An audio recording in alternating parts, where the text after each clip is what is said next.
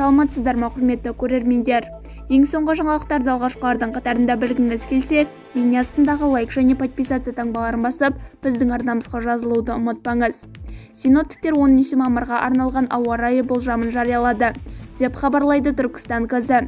Қазгидрометтің болжамы бойынша бірнеше өңірде найзағай ойнап, жаңбыр және бұршақ жауады.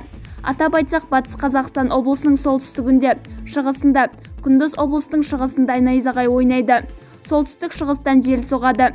Түнде облыстың солтүстік батысында, шығысында екпіні 15-20 метр секунд болады. Атырау облысының солтүстігінде, шығысында найзағай ойнайды. Солтүстік батыстан жел соғып, түнде облыстың солтүстігінде, шығысында 15-20 метр секундқа жетеді.